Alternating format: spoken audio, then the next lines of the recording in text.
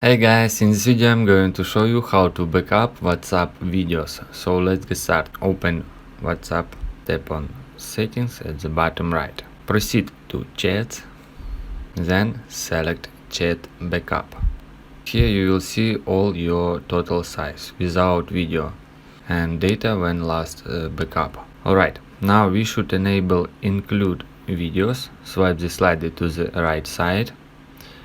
As you can see, size of backup should change. Your backup, your chat history and media.